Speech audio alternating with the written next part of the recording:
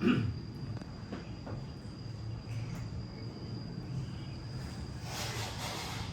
silakan.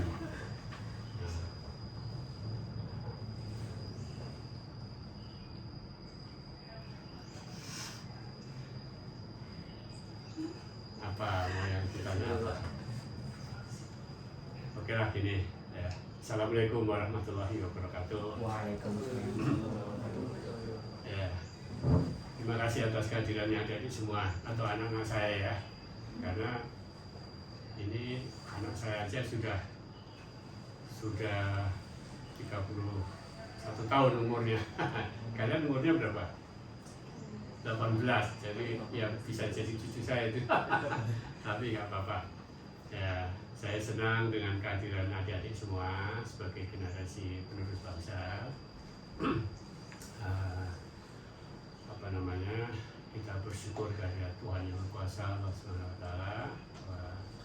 Alhamdulillah kita semua sampai dengan pagi ini masih diberi kesehatan oleh Tuhan Yang Maha Kuasa Allah Subhanahu Wa Taala, dan mudah-mudahan selalu demikian.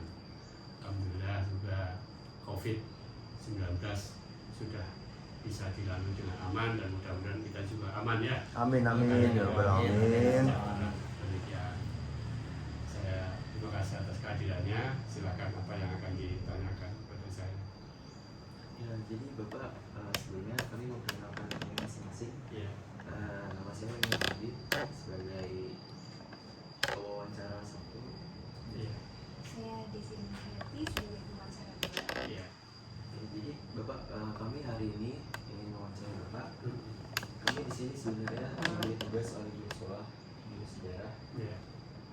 untuk mewawancarai seorang petinggi angkatan TNI. Bapak dengan Bapak Kesmandi, Iya. seorang purnawirawan perwira tinggi TNI Angkatan Darat Iya, betul. dengan masa dinas tahun 1984 Iya, dan hingga sampai 2017. betul. Seperti yang sudah kami bilang di awal, kami di sini ingin mewawancari Bapak. Apakah Bapak bisa di Oh iya, setia. Kalau nggak setia, ngapain kalian kesini? Ya, gagal. Kami di sini ingin mewawancarai Bapak tentang periode masa Orde Baru. Oh, ya.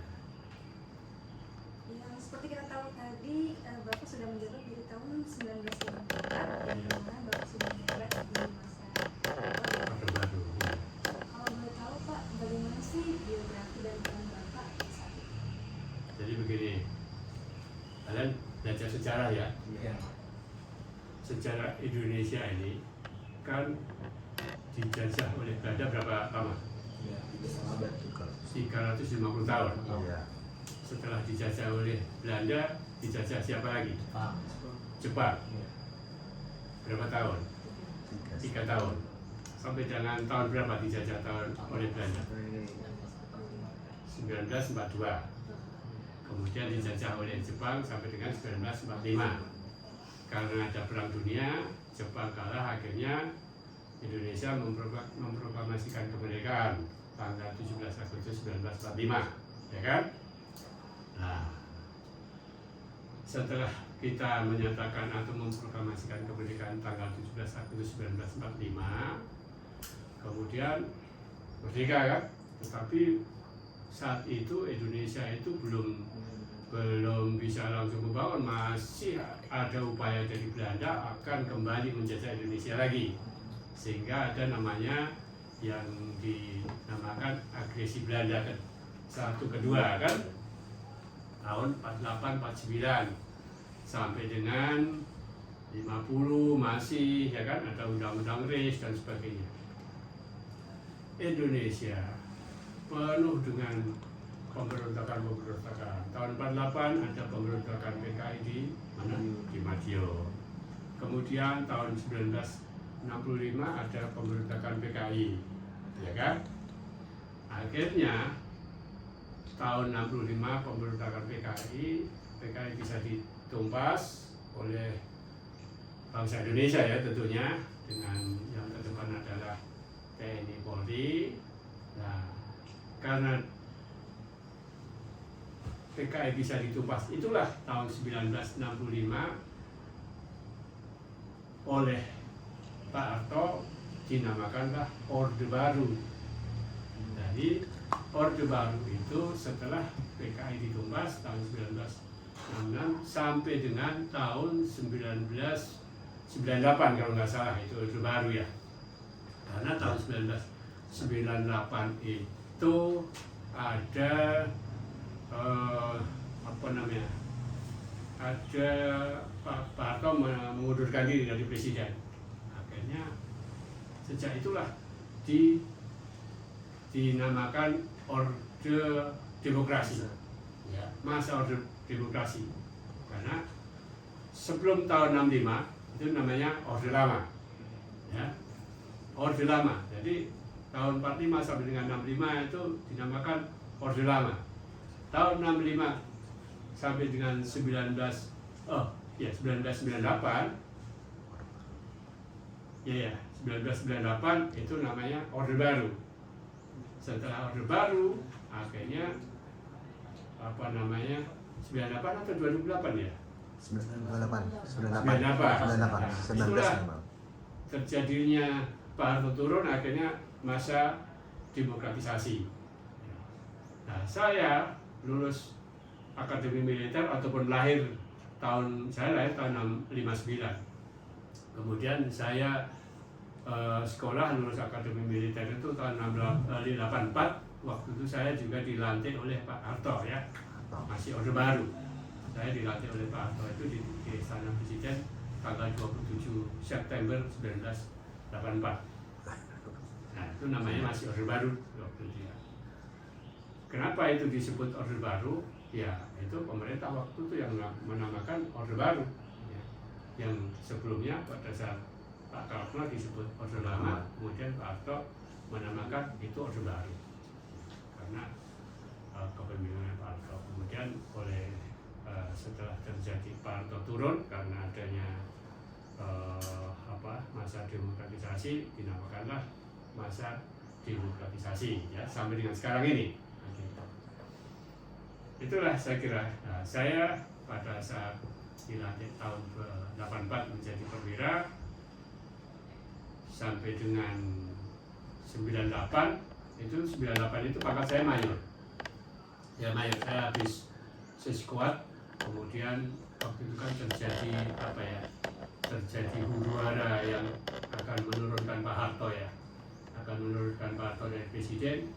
Itu saya mendapat tugas pengamanan Istana Presiden waktu itu. Saya mendapat tugas pengamanan di Istana Presiden supaya Istana Presiden tidak diganggu oleh massa waktu itu. Saya ditugaskan di sana. Pokoknya tidak boleh ada massa yang masuk ke Istana Presiden. Ya, alhamdulillah saya mengamankan di sana. Amanlah, tidak terjadi apa-apa. Nah, setelah 98 ke sini terjadi demokratisasi, akhirnya Pak Harto turun, terus digantilah oleh Pak Habibie, ya kan? Pak Habibie dari wakil presiden menjadi presiden dan seterusnya sampai dengan setelah Pak Habibie terus ada pemilu yang langsung, kemudian sampai dengan saat ini. Itu saya kira, ya, itulah Orde Baru. Ya, saya sampaikan. Orde Baru itu kan sebelumnya dari Orde Lama, ya. Pak Harto itu kan memimpin, ya, namanya sebelumnya zaman penjajah. Negara kita Indonesia zaman penjajah kan kondisinya, ya, kita tahu, ya, namanya negara dijajah itu kan kondisinya sangat memprihatinkan. Miskin, negara miskin Indonesia itu. Maka dulu Indonesia disebut negara berkembang karena dari negara miskin supaya bisa berkembang untuk menjadi negara maju, kan, ya. Sehingga waktu itu zaman Orde Baru itu ada namanya Repelita, rencana pembangunan 5 tahun. Nah, setiap 5 tahun dibuat Repelita, 5 tahun dibuat Repelita, 5 tahun dibuat Repelita. Begitulah, setiap 5 tahun ada Repelita. Nah, itu adalah dalam rangka ya untuk mencapai supaya Indonesia maju kan begitu, maju.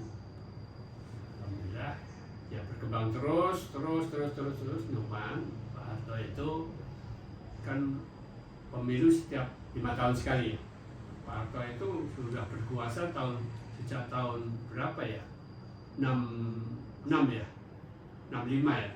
sampai dengan tahun 98 ya. Sekian lama itu berkuasa terus kan nggak ganti-ganti. Ya sebetulnya setiap 5 tahun sekali ada pemilu. Ya, ada pemilu setiap 5 tahun sesuai dengan peraturan 5 tahun sekali pemilu. Pak Harto terpilih terus kan begitu. Secara demokrasi tidak ada yang salah karena terpilih lagi kan. Tapi ya mungkin karena terlalu lama akhirnya mungkin masyarakat ini ada ketidakpuasan. Itulah akhirnya terjadi namanya huru hara untuk menurunkan Pak Harto zaman itu tahun 98. Akhirnya Pak Harto menyadari, akhirnya beliau menyatakan mengundurkan diri, turun. Ya, karena beliau turun ya wakilnya lah yang naik, Pak Habibie naik kan gitu. Atau berapa lama itu saya lupa Pak Habibie menjadi presiden, setelah itu dilaksanakan pemilu secara demokratis. Itulah. Jadi masa Orde Baru itu masa kepemimpinannya Pak Harto ya, dari 66 sampai 65 sampai dengan 98. Itulah masa Orde Baru. Gitu. Terus Bapak kan Orde Baru itu kan seperti yang saya telah baca sebelumnya mulai dari tahun 1966. ya, Berarti kan itu Pak Soeharto sudah menjabat sebagai Presiden Negara Republik Indonesia. ya, Itu mulai dimasuknya Orde Baru. ya. Nah, pada masa saat itu menurut Bapak yang rasakan bagaimana keadaan politik pada masa Orde Baru tersebut? Ya. Saya kan sebagai tentara militer itu tidak boleh berpolitik. Gitu. Ini yang harus diketahui. Iya. Sampai dengan sekarang militer tidak boleh berpolitik. Politik militer adalah politik negara. Ini yang harus diketahui. Bahwa militer tidak boleh berpolitik. Militer Ya. itu netral ya, Pak? Netral. Netral. Itu. Sampai dengan sekarang juga begitu. Militer itu di mana militer netral, tidak boleh berpolitik. Jadi mau ada ruh biru kayak apapun, militer tidak ikut partai mana-mana kan. Namanya berpolitik itu ikut partai. Tentara tidak boleh ikut partai, kecuali kalau sudah pensiun. Ya. Kecuali kalau sudah pensiun, mau berpolitik ikut partai apapun, silakan. Tapi selama menjadi tentara sebelum pensiun tidak boleh. Maka saya waktu itu ya netral, tidak boleh berpolitik. Tetapi bukan berarti tidak boleh tidak tahu. Kita mengikuti perkembangan politik, tetapi tidak boleh ikut berpolitik. Nah begitu. Kan kita dengan mengikuti berita TVR, TV, membaca koran, mengikuti perkembangan sejarah dan sebagainya itu kita mengerti perkembangan politik. Kalau tidak, nanti kita tergilas oleh politik. Ya, tapi kita sendiri tidak boleh ikut politik partai ini, partai itu, partai ini, partai dan lain, tidak boleh. Ya, itu yang adik-adik harus ketahui ya, bahwa tentara tidak boleh berpolitik. Nah, kita harus netral. Jadi jangan sampai salah ini kayak gitu. Ya. Kita tidak boleh berpolitik. Nah, kemudian sekarang pertanyaannya begini, bagaimana politik waktu itu? Kan begitu ya. Nah, politik waktu itu kan ya waktu itu kan habis terjadi pemberontakan PKI ya, meskipun ya nggak tahu kalian diberi pelajaran di sekolah seperti apa saya nggak tahu, tetapi yang menjadi saya juga mendapat pelajaran dari sekolah waktu itu bahwa tahun 65 itu terjadi kudeta oleh kudeta ya oleh PKI, dengan PKI membunuh para jenderal-jenderal pahlawan revolusi itu yang sekarang ada monumennya di Lubang Buaya itu ya. Nah, setelah terjadi pembunuhan oleh jenderal-jenderal itulah dengan dipimpin oleh Pak Harto dilaksanakan penumpasan PKI akar-akarnya, kan begitu ya. Nah, karena itu makanya kepemimpinan Pak Harto itu bisa dipilih seperti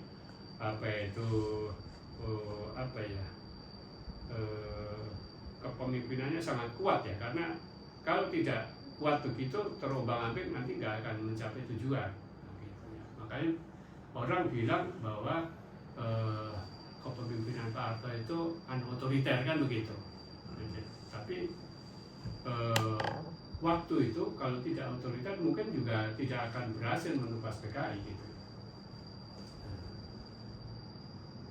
Tetapi secara demokratis sudah dilaksanakan, karena politik itu kan setiap 5 tahun dilaksanakan pemilihan presiden, itu dilaksanakan secara 5 tahun. Dilaksanakan secara 5 tahun. Dan ya nggak tahu, karena waktu itu setiap 5 tahun ada pemilu, Pak Harto masih kepilih lagi kan begitu. Nah, akhirnya mungkin karena masyarakat ini tidak puas dengan kepemimpinan Pak Harto, akhirnya turun ke jalan, demo, unjuk rasa. Ya, pokoknya Pak Harto harus turun, kan begitu. Ya, akhirnya Pak Harto karena melihat situasi dan kondisi waktu itu, akhirnya beliau menyadari, ya udah, kalau memang masyarakat menghendaki saya turun, ya udah turun begitu kan. Akhirnya ganti oleh Pak Habibie. Itu saya kira. Apa lagi? Dari Bapak sendiri seperti yang tadi seperti yang tadi Bapak bilang, Bapak sebagai TNI, menurut Bapak bagaimana sih perbedaan TNI pada saat itu dan sekarang? Sama aja ya. TNI itu dengan dari dulu sampai dengan sekarang tetap sama, karena pedomannya tetap tidak pernah berubah, yaitu Sabta Marga, Sumpah Prajurit, dan 8 Wajib TNI. Ya, bahwa prajurit TNI adalah setia kepada negara kesatuan Republik Indonesia yang berdasarkan Pancasila dan Undang-Undang Dasar 1945. Itu ya. Jadi TNI pedomannya adalah Sabta Marga dan Sumpah Prajurit. Sabta Marga, 1. Kami warga negara kesatuan Republik Indonesia. Itu TNI ya. Setia kepada negara kesatuan Republik Indonesia yang berdasarkan Pancasila dan Undang-Undang Dasar 1945. Itu yang menjadi kesetiaan TNI. Setia kepada negara kesatuan Republik Indonesia yang berdasarkan Pancasila dan Undang-Undang Dasar 1945. Jadi kalau Indonesia itu nanti mengikuti tidak berdasarkan Pancasila lagi, pasti TNI akan melawan. Ya. Tidak mengikuti UUD 45 lagi, meskipun di yang direvisi itu nggak ada masalah. Nah, tetapi tidak berubah, ya kan? Karena pembukaannya tetap. Ya, pembukaan UUD 45 tetap kan. Jadi kalau Pancasila tidak akan berubah. Kalau Pancasila dirubah, pasti TNI akan melawan. Itu sumpah prajurit itu. Ya. Setia kepada negara kesatuan Republik Indonesia yang berdasarkan Pancasila dan Undang-Undang Dasar 1945. Dari dibentuknya TNI pada 1 Oktober 1945 sampai dengan sekarang tidak berubah. Yang berubah itu begini, bukan berubah ya, tetapi eskalasi perjuangan TNI itu kan dari 1 Oktober 1945 itu kan pemberontakan di Indonesia kan bertubi-tubi ada ya. 45 kita habis merdeka berjuang, itu kan sejarah TNI terbentuknya masuknya TNI itu dari apa itu laskar-laskar daerah-daerah ya. Kemudian karena berhasil menumpas penjajah, kemudian laskar-laskar itulah bersatu untuk membentuk TNI, kan begitu. Kemudian tidak lama kita merdeka, ada pemberontakan PKI di Madiun 48. Kemudian Belanda berupaya kembali ke sini lagi, ya kan? Kemudian ternyata kita bisa mempertahankan tahun 65 ada PKI lagi, ya kan? Jadi perjuangan TNI beserta masyarakat itu terus tidak berhenti. Ada saja untuk mencapai kemerdekaan, ada saja kerikil-kerikil penghalang untuk maju itu. Sehingga pembangunan ya relatif nggak ada sejak 45 sampai dengan 65 itu pembangunan relatif belum berjalan. Karena itu mengatasi pemberontakan macam-macam pemberontakannya. Ada pemberontakan Kahar Mujagar di mana? Kahar Mujagar itu di Sulawesi sana, ya kan? Ada Kahar Suweryo di Jawa Barat, ada apa lagi? Macam-macam lah, ya.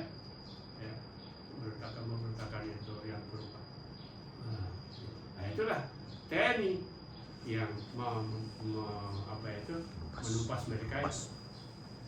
Terakhirnya PKI tahun 65. Baru setelah PKI bisa dibubarkan, barulah mulai mengajak membangun negara kita ini sedikit gitu. Nah, baru membangun. Nah, ya alhamdulillah dan Tuhan Yang Maha Kuasa memberkati kita semua. Kita bisa hidup zaman sekarang menjadi seperti ini. Saya dulu hidup di kampung itu ya susah karena memang zaman masih susah dulu. Ya, sekarang kita udah modern, udah seperti ini. Kalian tidak tahu zaman bapak-bapak kalian mungkin masih sekolah dulu ya. Zaman singkong. Ya, saya sekolah itu ya SD itu nggak pakai sepatu saya. Ya, saya sekolah pakai sepatu baru masuk SMP itu ya. SMP itu baru pakai sepatu saya itu. Gitu. Kemudian saya naik sepeda unta itu, ya 3 kilo lah saya dari rumah ke sekolah SMP saya itu. Ke SMA tambah jauh lagi, kira-kira 5 kiloan lah saya sekolah SMA itu. Naik sepeda unta saya. Ya. Sekarang mana ada anak sekolah naik sepeda unta ya? Nggak ada. Naik sepeda motor semua kan? Sepeda motor semua. Nah, itulah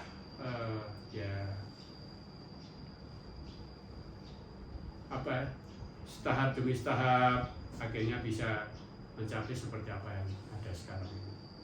Ini pun kita dibilang belum maju ya, masih negara berkembang terus. Nah, kalian dah sebagai generasi penerus untuk memajukan negara kita ini. Nah, lagi apa lagi pertanyaan?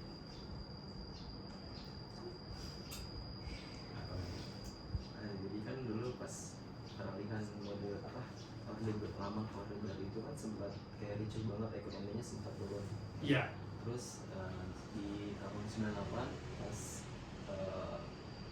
Pak Soeharto menjabat sebagai presiden kan juga terjadi resesi. Iya, besar-besaran itu. Resesi, ya. Itu kan mungkin Bapak mengalami pada Ya. Orde Barunya. Ya, saya mengalami zaman Orde Lama saya juga mengalami meskipun saya masih kecil ya. Saya masih kecil juga nggak ngerti apa-apa kan.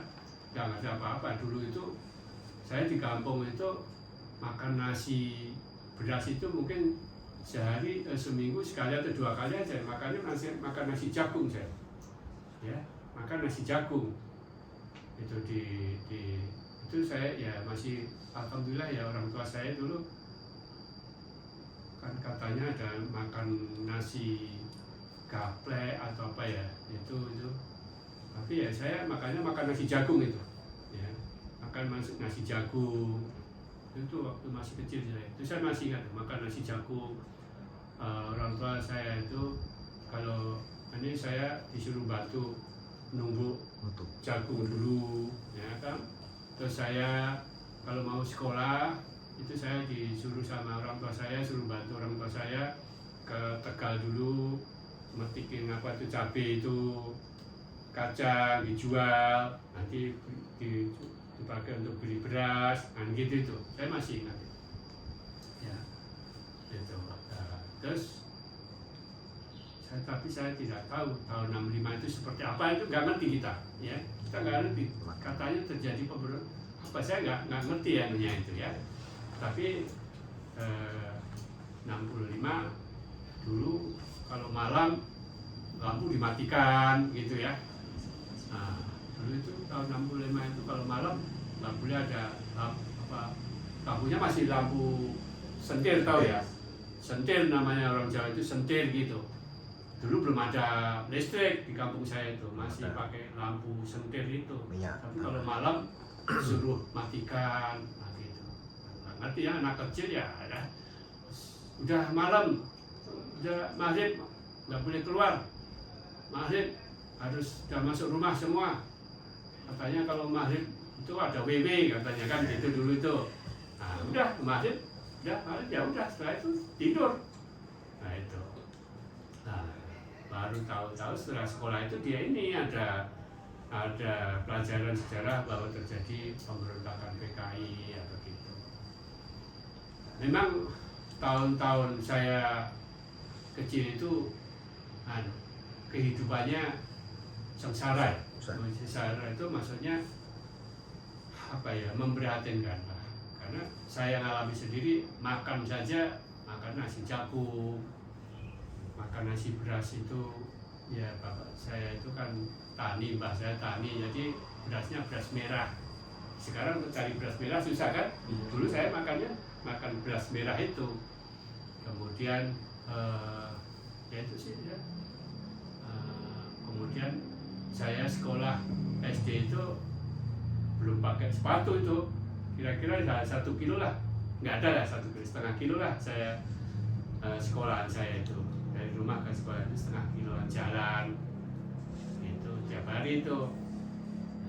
Terus baru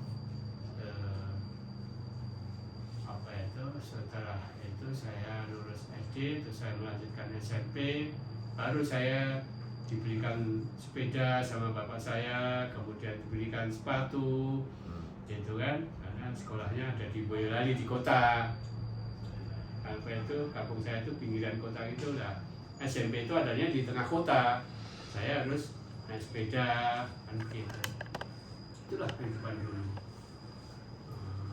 Belum ada namanya angkot. Dulu belum ada namanya angkot di Boyolali. Itu adanya dokar. Dokar tahu nggak?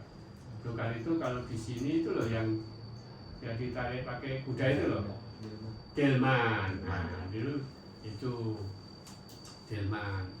Saya diberikan sepeda sama bapak saya, sepeda. Jadi ya saya kemana-mana naik sepeda itu pun tidak semua siswa, tidak semua teman saya naik sepeda. Ada teman saya yang sekolah itu jaraknya itu ada 12 kilo, ya itu pulang pergi jalan kaki. Ada teman saya dari 12 kilo jauh itu, ya. Jauh. Saya ke rumah, dia pernah main ke rumah dia itu naik sepeda itu, aduh, saya membayangkan, ya begitulah kehidupan zaman dulu ya. Nah, itu apanya, zaman dulu itu susahnya begitu. Dan ya tidak semua teman-teman saya sekolah SMP itu sudah pakai sepatu, belum. Ada juga yang tidak pakai sepatu, begitu. Ada, ya itulah kehidupan zaman dulu begitu. Memang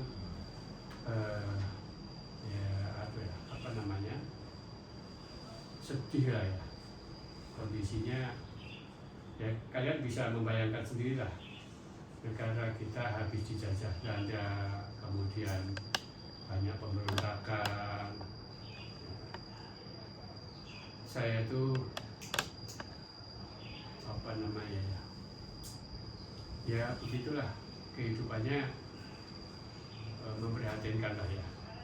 Terus setelah apa namanya ya semakin kesini semakin baik lah ya, karena apa, saya membayangkan kehidupan saya sendiri aja. Setelah SMP saya bisa naik sepeda, kemudian pakai sekolah. Waktu SD nggak ada seragam sekolah dulu saya.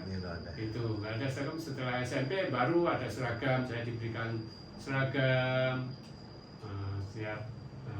Ya itu, oh berarti secara ini merdeka. Kemudian setelah SMP saya lulus SMP itu tahun 75, terus melanjutkan ke SMA. Ya setelah SMA ada itu angkot itu ya. Setelah saya SMA ada angkot, tapi tidak semua teman saya naik angkot karena kan kebiaya gitu. Banyak yang masih jalan kaki teman-teman saya. Ada juga yang sudah naik sepeda motor. Waktu saya SMA sudah ada yang naik sepeda motor, tapi ya nggak lebih dari 5 orang lah teman saya yang naik sepeda motor itu. Itulah ya, intinya ini ya, ada tahap demi tahap akhirnya bisa berkembang, maju. Nah, kalian bersyukurlah sekarang sudah seperti sekarang ini ya. Meskipun kalau kita mengikuti apa itu di statistik di Indonesia ini masih sekian juta orang yang kekurangan ya. Gitu. Dan juga kalau masuk sedikit lah ke gang-gang itu, kita melihat kehidupan di gang-gang itu juga sangat memprihatinkan ya. Meskipun sekarang kondisinya seperti sekarang, tapi saya terus terang aja, kalau kita masuk ke gang-gang itu sekarang itu masih memprihatinkan. Coba aja adik-adik masuk ke gang-gang begitu, nggak usah ke daerah-daerah di Jakarta ini aja, adik masuk ke gang-gang itu sangat memprihatinkan itu. Kondisi sekarang itu masih seperti itu, ya kan? Itu apalagi yang kedua bilang tentang gambaran tadi ya. kan termasuk dalam kehidupan sosial kita. Ya. Apa sih yang Bapak rasakan perbedaan dari masa Orde Baru dan sekarang, selain mungkin yang project ini? Ya, Orde Baru itu kan apa ya, yang sekarang kan orde demokratisasi ya kan. Demokratisasi ini kan implementasinya ada pada pemilu ya kan, pemilihan dan dalam memutuskan segala sesuatu. Sekarang dulu Orde Baru itu hanya ada di Orde Lama itu katanya sekian banyak partai ya, katanya ada 50 lebih partai gitu Orde Lama itu. Nah, Orde Baru hanya ada 3 partai, yaitu saya masih ingat Golkar, PDI dan P3 ya, Golkar, PDI dan P3 saya ingat itu. Nah, setelah demokratisasi banyak lagi ya kan, partai ini banyak kali, banyak berapa saya tahu itu banyak berapa. Akhirnya demokratisasi ini pemilihan presiden beda dengan Orde Lama, Orde Baru kan. Kalau Orde Baru kan yang memilih kan apa itu MPR ya, MPR sidang menetapkan presiden. Kalau sekarang kan hasil pemilu, dari pemilu itu langsung milih presidennya siapa kan gitu. Nah, di situ itu bedanya itu. Kalau Orde Baru yang memilih presiden itu adalah MPR. Rakyat memilih anggota DPR, anggota MPR kan gitu. Nah, MPR lah yang memilih presiden. Kalau sekarang rakyat pemilu langsung milih presiden. Presiden udah ini siapa. Rakyat lah milih presidennya itu siapa. Itu bedanya itu. Kalau Orde Baru itu yang memilih presiden itu adalah anggota MPR. rakyat memilih anggota MPR gitu kan. Kalau sekarang demokratisasi ini adalah rakyat langsung milih presiden siapa. Itu bedanya yang prinsip di situ. Mungkin nanti kalian akan tanya apa itu keuntungan dan kerugiannya, mungkin dikejar begitu kan? Ya semua ada untung dan ruginya, ya kan? Semua ada untung dan ruginya. Kalau itu nanti dikejar terus, Alhamdulillah itu aja. ya kalau dikejar terus sampai satu hari satu malam nggak selesai itu nanti jawabnya itu, ya kan? Begini, karena pemilihan presiden secara langsung sekarang ini, demokratisasi sekarang ini, ya kita bisa memilih presiden langsung. Siapa yang kan ada calonnya ini kan, kita pilih si A pemanya langsung gitu. Itu legitimasinya lebih bagus daripada dipilih oleh MPR ya. Tetapi biaya untuk pemilu itu nggak sedikit gitu ya, luar biasa biaya kita untuk memilih presiden sekarang ini. Anda lihat di TV atau baca itu biaya pemilu itu berapa ya, berapa triliun itu kan, luar biasa itu. Nah, kalau zaman dulu kita hanya milih partai kayak apa ya, yang ini lah nantilah MPR itulah yang memilih siapa yang dicalonkan, MPR itu yang memilih presiden. Jadi yang prinsip bedanya politik orde baru dan sekarang itu ada di situ, itu di pemilu. Orde baru itu yang memilih presiden adalah anggota MPR. Kalau sekarang yang memilih presiden langsung rakyat dalam pemilu itu. Kalau nanti ada ditanya apa namanya keuntungan dan kerugian atau baik dan buruknya, itu Untung semua. pembahasannya nggak selesai satu hari satu malam itu. Setiap orang beda anunya, setiap orang jawabannya beda gitu ya. Setiap orang jawabannya beda dan macam-macam.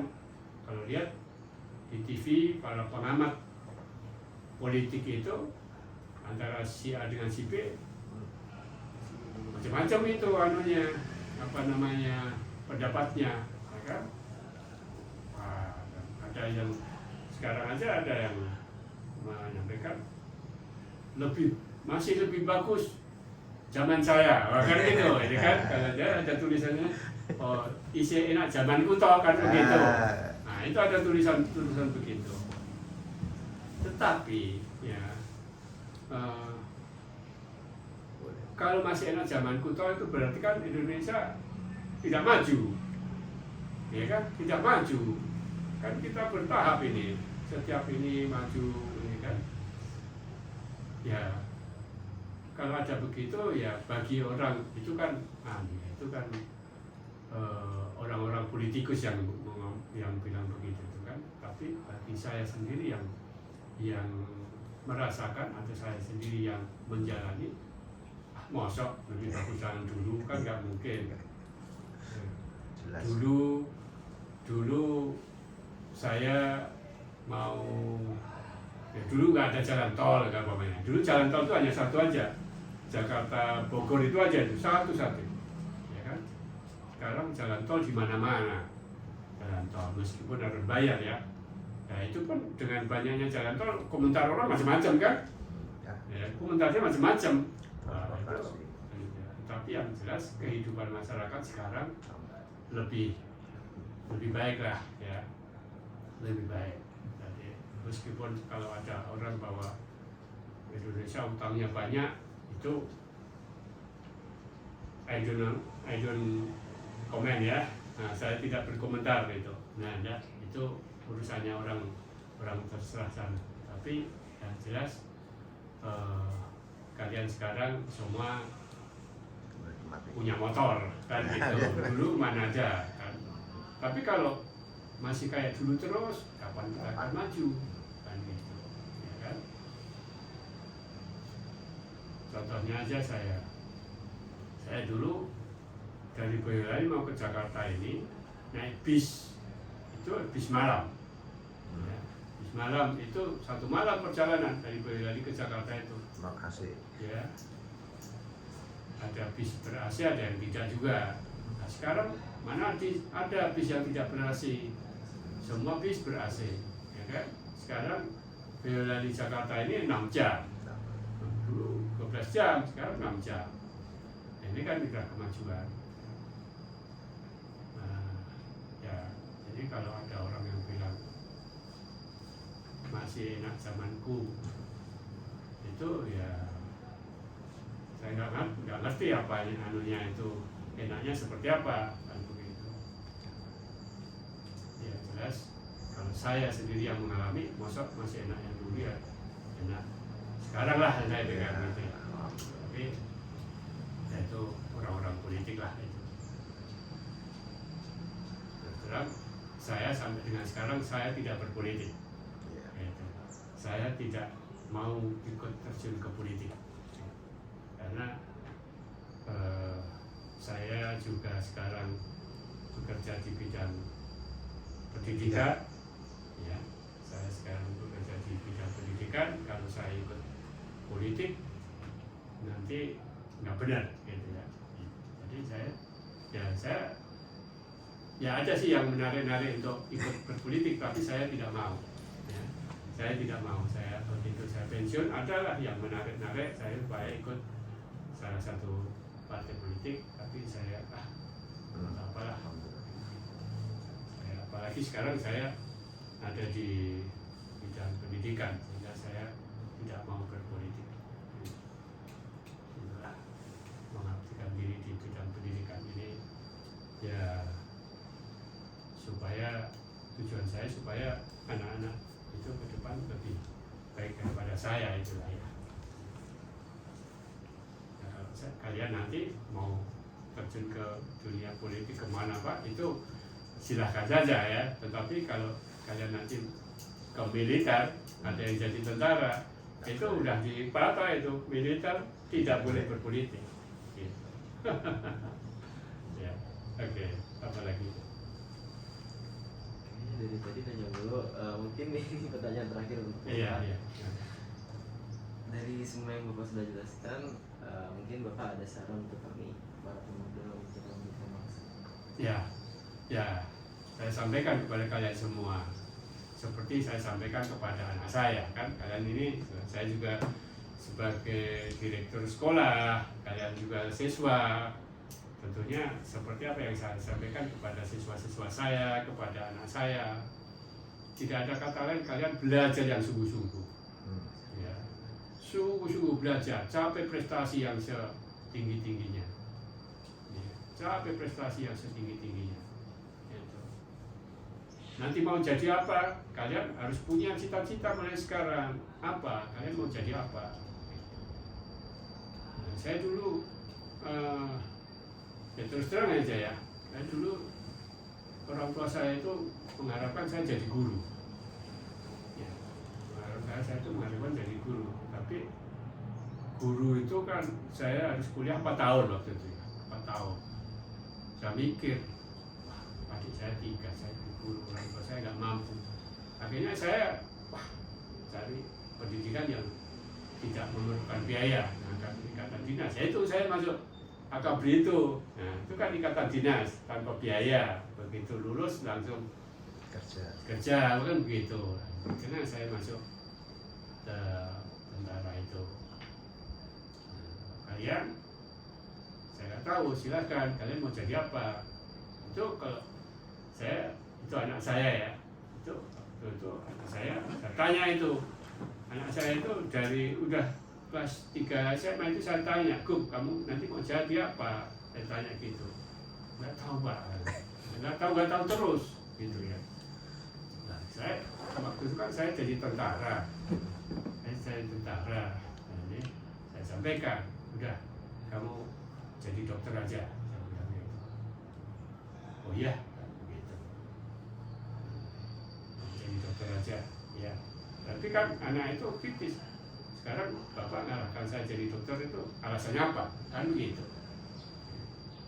Bukan hanya iya saja, tapi nanya alasannya apa pak? Saya suruh jadi dokter gitu. Gini, jadi dokter itu ada jiwa sosial. Karena apa? Kalian itu membantu masyarakat, membantu kalian turun ke masyarakat di sana kemari. Bukan semata-mata kalian cari duit, tapi kalian itu ada jiwa sosial untuk membantu masyarakat. Nah, itu saya sampaikan. Oh iya, setuju. Ya udah, kamu daftar ke kedokteran. Nah, itu anak saya daftar ke UI nggak diterima, gitu ya. Nah, apa itu anak saya ini sekolahnya pindah-pindah dulu. Ya ini korban anak tentara ya, karena tentara pindah-pindah, anaknya juga ikut pindah gitu loh. Anak saya ini lahirnya di Serang, Banten sana lahir di sana. Dia TK di Serang, Banten. Kemudian saya pindah ke Kartosuro. Anak saya bawa ke Kartosuro. Kartosuro itu kan bahasa daerahnya bahasa Jawa. Ada mulok ya. Muatan lokal itu bahasa daerah harus belajar. Anak saya nggak bisa bahasa Jawa, kan gitu. Kalau ada pelajaran bahasa Jawa nangis. Nah itu yang bikin, aduh gimana. Dari Kartosuro bahasa Jawa pindah ke Batu Jajar ke Bandung. Sana muloknya bahasa daerahnya bahasa Sunda. Saya juga nggak bisa bahasa Sunda, dia nggak nangis ya. Kalau ada pelajaran bahasa daerah nangis, nggak ngerti gitu ya. Nah, akhirnya begitu pindah ke Jakarta, tidak ada bahasa daerah. Ya udah, akhirnya kamu sekolah di Jakarta aja, kau usah ikut pindah-pindah. Saya bilang begitu. Ya, yang pindah-pindah kemana-mana saya, kamu tetap sekolah di Jakarta aja. Ya itu begitu. Dari awal itu saya tanya, kamu nanti mau jadi apa? Nggak tahu terus. Gitu. Terus akhirnya itu saya suruh masuk jadi dokter aja. Alhamdulillah sekarang jadi dokter ya. Jadi dokter. Nah, udah lulus tapi ini waktu lulus dokter umum kan, masuk UI nggak diterima, akhirnya dia diterimanya di Yarsi. Yarsi tahu ya? Yarsi itu di jalan Cempaka Putih. Apa itu sana itu? Kalau mau sana Senen itu ya jalan Cempaka Putih, Bang. Cempaka Putih. Ya, Cempaka Putih. Yarsi itu. Karena waktu itu saya lihat karena negeri tidak masuk, swasta itu fakultas kedokteran tertua itu adanya di Yarsi itu. Paling maju di situ, udah sekolah di situ, terima situ. Begitu lulus dari dokter umum, dokter umum, Gung, kamu langsung spesialis saja. Oh iya, begitu. Kayaknya, ya udah. Terus spesialis apa pak? Katanya. Nah, kamu apa? Coba kamu, apa namanya? Kandungan. Wah berat pak kandungan. Terus apa? Udah nanti saya cari. Kayaknya udah dapat saya apa mata. Apa alasanmu? Saya kan gitu. Ya keadaan. Nah, kenapa kamu ngambil mata? Ya santai-santai aja lah pak katanya. Duh, kamu kok santai-santai aja? Harus ada alasan, jangan hanya santai-santai aja. Mata itu ruwet loh saya bilang gitu. Iya, tapi nggak apa-apa lah. Ya udah, sekarang silakan. Kan mau spesialis itu harus ada sponsor. Ya. Jadi udah dokter umum mau spesialis itu harus magang dulu di mana dia akan. Dia mata, dia harus magang dulu di dokter mata itu. Akhirnya dia saya titipkan di rumah sakit Ridwan Dana di dokter mata. Kebetulan kepalanya itu dulu anak buah saya. Ini tolong diarahkan anak saya. Oh ya, aku dulu sini karena kenal dengan anak saya itu karena dulu sama. Arahkan, kasih pengarahan, ya gitu. Akhirnya UNER, karena dulu saya kan di Surabaya, daftar di UNER Surabaya, daftar kedokteran mata, alhamdulillah lulus masuk. Sekarang belum lulus. Sekarang belum lulus, masih ada di Surabaya sana. Ini kebetulan tidak pulang ini. Biasanya 2 minggu sekali pulang, ini nggak pulang. Dan lancar Ini sedang spesialis Mas Agung. mata di Surabaya anak saya itu. Nah, ya namanya apa itu anak muda itu kan pacaran sana sini gitu ya. Itu saya dulu yang kan saya dinas kemana-mana, dia ada di Jantung, saya tinggal di Jantung. Saya pesan kepada anak saya, Agung, ya Pak, ini duduk begini, saya panggil duduk situ. Agung, saya mau bilang, ya Pak, apa? Kamu tinggal di Jakarta sendiri. Sekali waktu Mama pulang, saya pulang. Hal yang saya sampaikan hanya 2 saja, ya Pak, apa? No narkoba, no visa. Ya. Tidak boleh terpengaruh oleh narkoba dan tidak boleh free sex. 2 itu saja. Gimana? Bisa nggak? Oh bisa. Ya, bisa Pak. Oke, karena anak saya itu menjawab saya dengan cukup semangat dan antusias, saya percaya dengan dia bahwa tidak akan terpengaruh 2 hal itu. Karena itu hal yang sangat ditakuti oleh orang tua saat itu dan sampai dengan sekarang. 2 hal itu yang sangat ditakuti. Kenapa saya dulu anak saya juga diterima di SMA 14 di Tanjung, tapi saya pilih di Jantung aja. Di Jantung itu karena di situ kan depan asrama tentara ya kan, komplek tentara, di sini jaga provos, di sini jaga provos. Saya pernah dinas di situ, saya tahu situasi di situ. Jadi bila kamu sekolah di situ 2, dan anak saya tidak, saya apa namanya, kalau orang Jawa itu jujur, enggak. Bisa. Saya kontrol terus. Ya. Pokoknya saya juga apa itu awasi ketat anak saya, meskipun saya ada di mana-mana, tetapi orang Cijantung itu kan mantan anak buah saya. Saya kenal dengan guru-gurunya kan gitu. Jadi apapun yang dikerjakan oleh anak saya tahu semua itu kan gitu. Guru-gurunya juga teman-temannya istri saya. Anak saya itu pernah memecahkan kaca Sekolah. jendela sekolah gitu juga sampai ke saya juga kan gitu. Saya tanya, ada apa Agung di sekolah? Ketawa-ketawa dia gitu. Terus gimana?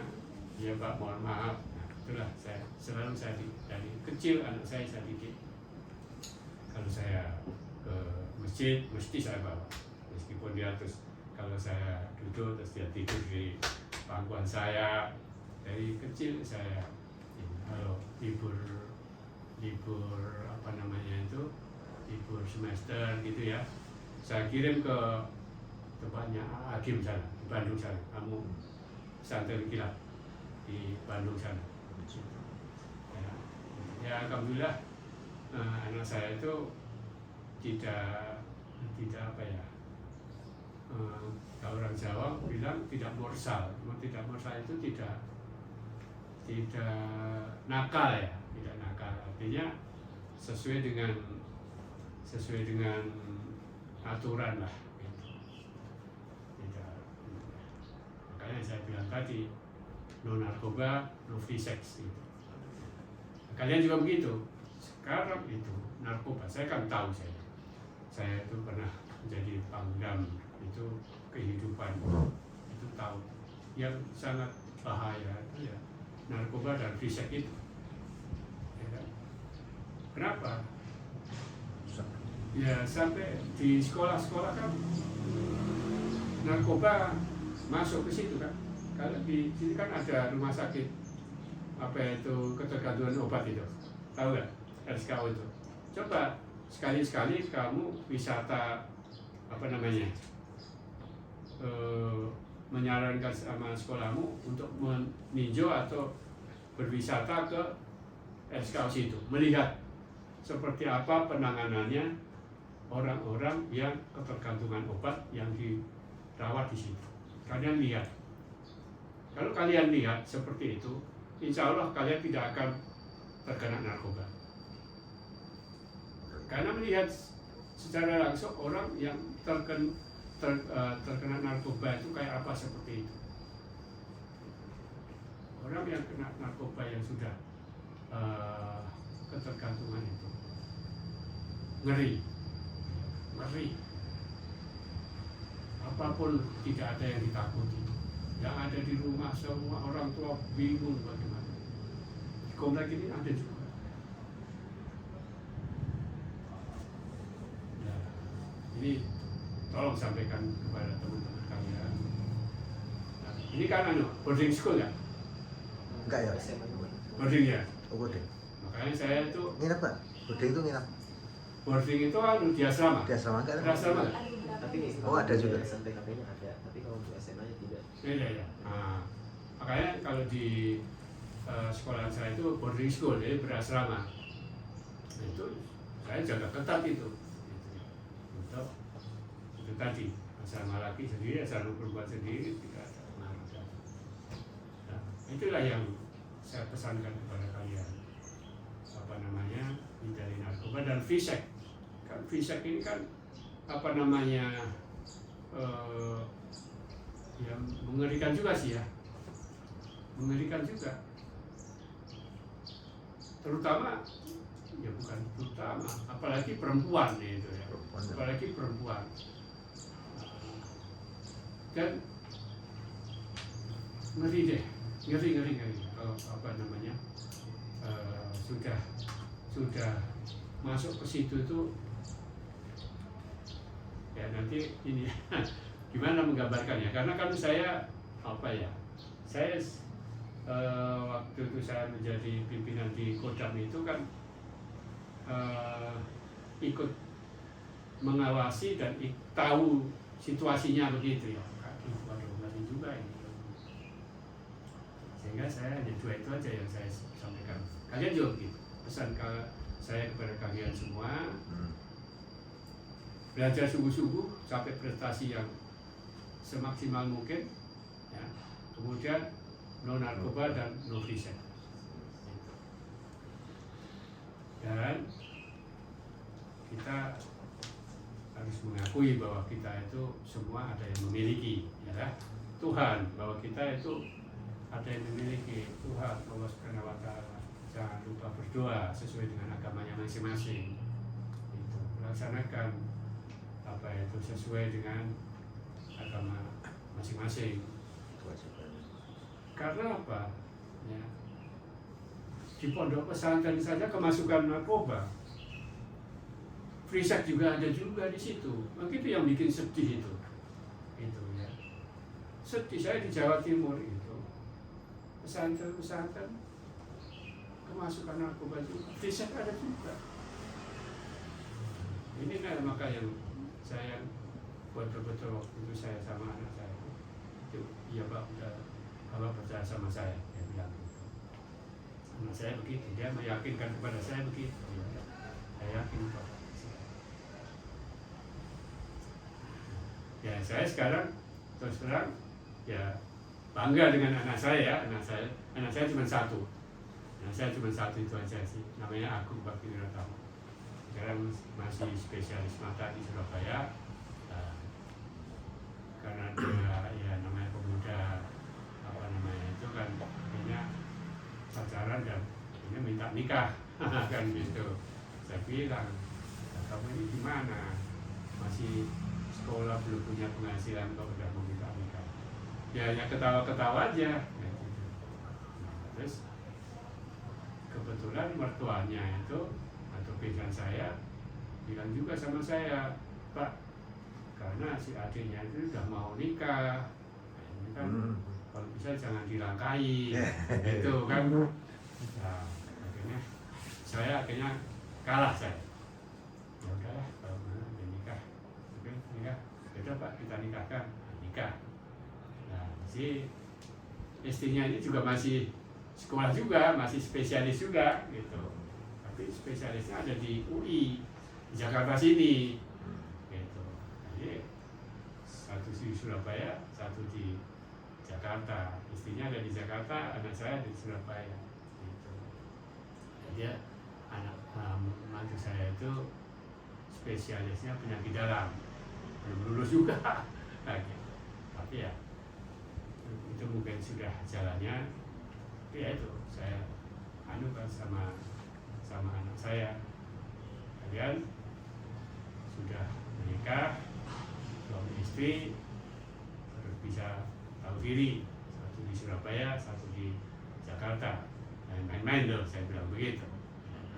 Kalau sekarang mereka udah pada dewasa kan? Udah pada dewasa, saya menyampaikannya tidak seperti zaman masih SMA atau masih raja. Jangan main-main. Itu deh saya kira ya. Jadi pesan saya, no narkoba, no fisik, belajar sungguh-sungguh dan laksanakan apa itu berdoa sesuai dengan agama masing-masing. Saya yakin kalau kalian itu akan sukses lah, akan sukses. Belajar sungguh-sungguh, raih prestasi semaksimal mungkin. Kenapa? Saya itu dulu lulus Akmil itu 230 orang satu angkatan ya.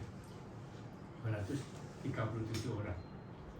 Itu bukan berarti semua terjadi jenderal, enggak. Yang jadi jenderal itu hanya kira-kira 60-an orang. Jenderal itu kan bintang 1, bintang 2, bintang 3 itu. Yang bintang 3 ada 5 orang. Saya bintang 2, yang bintang 2 itu kira-kira ada 15 orang. Yang lainnya bintang 1 dan kolonel, bahkan ada yang letkol, bahkan ada juga yang dipecat juga ada juga. Itu ya kembali lagi kepada perorangan tadi. Meskipun sudah jadi tentara itu tetap belajar juga, ya kan ada sekolahnya lagi itu belajar juga. Apalagi tentara itu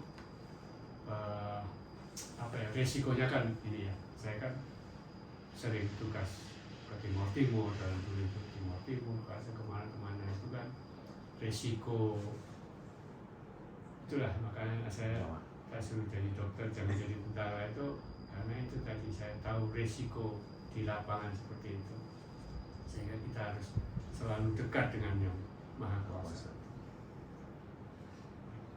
Resiko itu di mana-mana, resiko sama aja ya. Tapi jadi tentara itu kalau kita sudah takduk itu ngeri juga itu.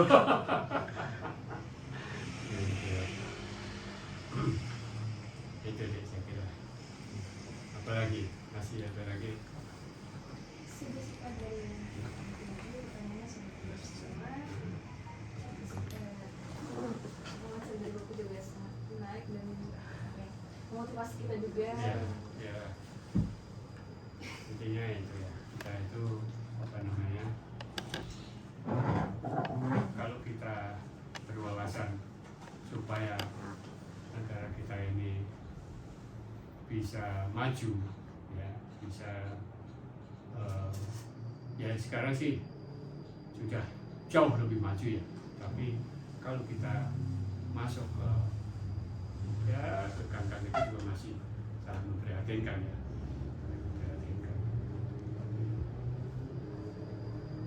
Kalian sendiri harus punya cita-cita ya. Saya harus bisa lebih maju dari yang lain kan gitu. Gimana caranya? Tidak ada kata lain kecuali belajar. Dan sekarang begini, untuk mencapai kesuksesan untuk mencapai kesuksesan itu ternyata tidak bisa kita sendiri. Kita harus punya link, harus punya komunikasi, punya relasi, ya. Harus punya kawan di sana, kawan di sini, kawan di sana, teman relasi. Kita bisa hubungi ke sana, ke sini, ke sini. Kalau tidak, kita hanya susah itu. Ya, apalagi kalau nanti kalian jadi bisnismen itu, wah itu relasi itu sangat dibutuhkan. Bukan hanya bisnismen, di segala macam bidang itu dibutuhkan relasi. Kita harus punya link yang baik. Maka dari itu jalinlah komunikasi dengan siapapun, ya. Supaya kita, kalau di dalam agama Islam itu kan silaturahmi itu akan mendatangkan rezeki, ya kan gitu. Ya. Kita tidak boleh memutus silaturahmi. Itu betul ya. Kita harus banyak berkomunikasi dengan siapa saja, karena kita dengan berkomunikasi itu bisa menjalin apa saja. Itu di situ. Saya juga begitu, makanya begitu saya pensiun, saya tidak nganggur lagi. Masih ada relasi, saya masih ditarik sama teman-teman di sana, saya masih digunakan oleh orang ini itu ya, karena kita punya komunikasi, kita punya jalinan komunikasi tadi itu, relasi tadi itu. Kalau yang tidak punya, begitu pensiun berhenti di rumah saja, tidak ada kegiatan, itu nanti jadinya stres, ya kan? Saya bilang, Bapak jangan diam, karena kalau diam nanti cepat pikun katanya. Makanya saya bilang, ya udah, ya tidak cepat pikun. Saya setiap hari ketemu sama siswa-siswa, ketemu mahasiswa-mahasiswa, ya kan? Kemudian ya masih mengerjakan, masih ada yang ditulis-tulis kan itu, sehingga masih bisa berpikir lah otak. Itu deh saya kira ya pesan saya itu, tolong. Nah ini lagi nih. Sekarang ini yang heboh, yang bikin resah itu kan korupsi ya. Korupsi, kalau kita mendengar korupsi ini ditangkap oleh KPK, ini ditangkap, itulah yang membuat kita bisa turun moral itu. Ya, turun moral karena pejabat-pejabat ini korupsi, tahu-tahu korupsi ditangkap. Itu kalau kita ini kan bisa, aduh gimana ya, uang negara dikorupsi, ya kan bisa turun moral itu kita kan. Nah, itu ya kalian punya cita-cita, saya tidak mau korupsi seperti itu, kan gitu, ya kan? Saya tidak mau ditangkap KPK seperti orang itu, kan gitu. Saya juga begitu. Saya tidak mau saya dipermalukan seperti itu. Kan gitu. Saya tidak mau seperti itu. Saya juga begitu. Melihat teman-teman yang, wah saya tidak mau seperti itu. Saya harus lebih baik sama. Saya harus lebih baik. Pokoknya ada suatu tes gitu. Kalau mau sekolah kan ada tes. Tentara itu kalau mau sekolah itu ada tes. Di tes kita. Ada tes. Saya harus lulus. Saya harus lulus. Gimana caranya? Berdoa juga, belajar sungguh-sungguh. Tidak ada namanya santai-santai. Belajar sungguh-sungguh. Saya bilang sama kamu belajar, kamu puasa, kamu prihatin. Ya Pak. Ada itu kita santai-santai itu sukses, ngomong kosong.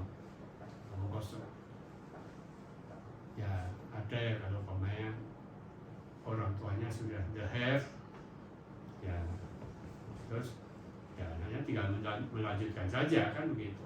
Tapi melanjutkan saja, kalau dia tidak pintar ya bangkrut juga kan begitu. Ya banyak juga yang bangkrut juga. Tapi bagi orang tua yang benar, meskipun dia tidak, mesti dia akan mendidik anaknya untuk sekolah yang benar, baru melanjutkan. Mesti akan dididik sekolah yang benar, sekolah yang sampai kemana-mana, silakan. itu bagi orang tua yang benar pasti akan sekolah dulu, setelah itu baru silakan.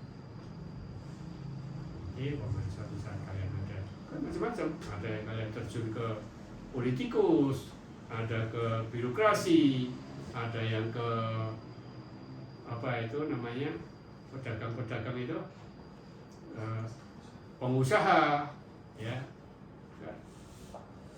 ada yang jadi militer, yaitu nanti akan kemana-mana sesuai dengan anunya masing-masing, kan? Ini satu kelas 30 orang atau 25 orang. 25 orang kan setelah lulus dari SMA itu kan kemana-mana kan, ya kan? Nah inilah jadilah komunikasi dengan teman-teman.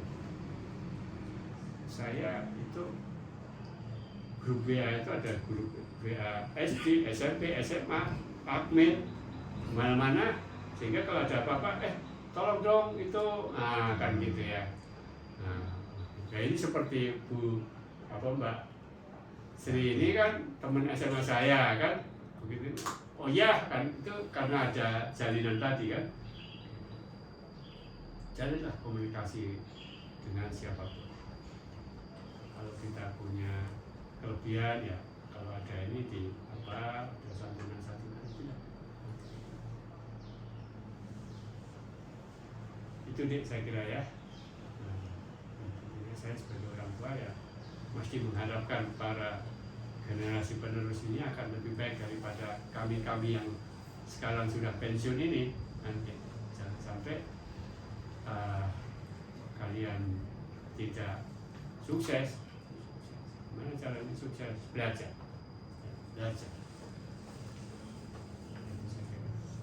Orang tua kalian jadi apa? Kalau orang tua saya untuk sekarang jadi Akuntan. Ya.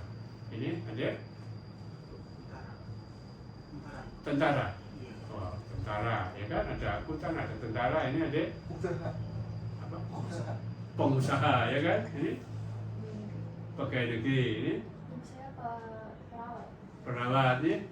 karyawan swasta. Nah, ini kan semacam ini kan? Nah, macam-macam. Nah, kalian nanti juga begitu.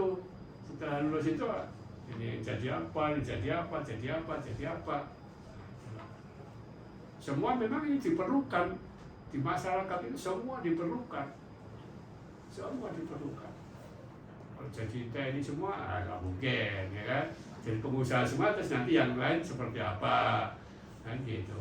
Itu silakan ya. Tapi ya punyalah integritas, apa itu? Ya, kalau sekarang banyak yang ditangkap oleh KPK gara-gara korupsi, nanti kalian jangan sampai mau seperti itu. Mau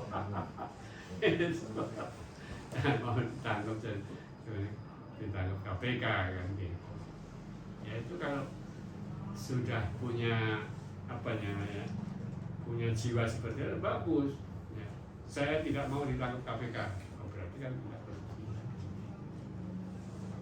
Teman saya ada, jadi polisi itu ya ditangkap KPK ada. Itu namanya dari Solo itu Pak, polisi itu Joko Susilo itu teman saya itu. Oh iya. Nah itu ya memang boleh berbuat apa, mau kata apa ya silakan. Yang saya ada yang jadi sekarang begitu pensiun jadi wakil gubernur, ada juga yang Rio itu teman satu kelas saya itu yang jadi wagub Rio itu, jadi bupati juga ada di Garut, ada jadi anggota DPR juga ada, macam-macam lah ya. Jadi ya setelah pensiun itu ya begitu pensiun terus ada yang masuk politik, ada yang pengusaha, ada yang macam-macam. Ya, oke, saya kira itu ya mungkin nanti ada koreksi dari guru sejarah kalian, ya nggak apa-apa. Namanya sejarah itu kan anunya lain-lain. Namanya sejarah dari pandangan orang lain, dari pandangan orang lain. Nanti mungkin yang disampaikan oleh baru mungkin beda, ya mungkin beda. Nah, memang saya TNI itu tidak boleh berpolitik. Saya kira guru pun juga begitu ya. Guru pun tidak boleh berpolitik, tapi kan mengajarkan sejarah. Sejarah yang ditulis yang ada di buku, ya kan? Gitu. Nah, sekarang ini kemarin ada dari Pak Presiden Pak Jokowi menyampaikan bahwa ada pengakuan pelanggaran hak asasi, pelanggaran HAM berat, kan gitu. Itu nanti bisa merubah sejarah itu, ya kan? Ada pengakuan dari Pak Jokowi adanya pelanggaran hak asasi manusia berat. Saya sendiri sampai sekarang nanti larinya kemana saya masih tanda tanya juga itu. Di situ ditulis pelanggaran hak asasi berat itu, HAM berat itu diantaranya adalah peristiwa 1965-1966, ya kan? Nah, kemudian peristiwa itu 82-83, peristiwa Talang-Sari, peristiwa ini itu nanti bisa merubah cerita berapa tahun yang akan datang, bisa merubah cerita itu dengan adanya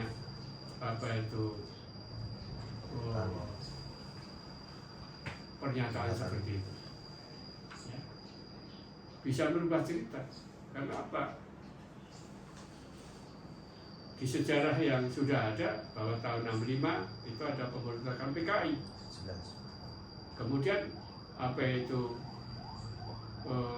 pemberontakan PKI itu didahului dengan adanya pembunuhan kepada para jenderal TNI Angkatan Darat yang dinamakan Dewan Revolusi. Sekarang dimakamkannya ada di Lubang Buaya, ya kan? Nah, dengan adanya pengakuan pelanggaran HAM berat tahun 65-66 itu, bagaimana itu sejarah nanti itu? Kita sekarang masih di question. Nanti ini larinya kemana? Ini larinya kemana ini? Ya, tunggu aja. Tapi bagi saya sekarang, ini pun bagi yang senior-senior ini sekarang masih pada tanda tanya, ini larinya mau kemana ini? Tahun 65 pemberontakan PKI sampai 66. Sekarang Presiden menyatakan bahwa terjadi pelanggaran HAM berat tahun 65-66. Ini yang melanggar hak asasi berat ini yang mana ini? Ya kan? Ya kan? Apakah Pak Harto dan TNI yang menumpas PKI saat itu dinyatakan sebagai pelanggaran HAM berat, atau PKI yang membunuh para jenderal TNI Angkatan Darat itu? Mana? Kan nggak disebutkan secara rinci pelanggaran HAM beratnya yang seperti apa. Ini nanti akan merubah, ini ya, nanti akan merubah. Saya belum ada yang menjawab pertanyaan saya. Ini yang dibilang pelanggaran HAM berat tahun 65-66 itu yang mana? Yang mana ini? Apakah penumpasan PKI, ya kan?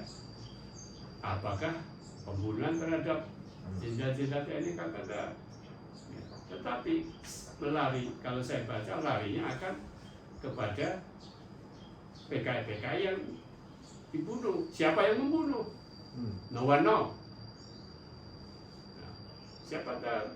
Paling dilarikan kepada nanti itu kelakuannya Pak Harto, kan begitu. Orang sudah mati mau diapakan juga nggak ada itunya, ya kan? Udah mati mau ini kan? Nah, begitu.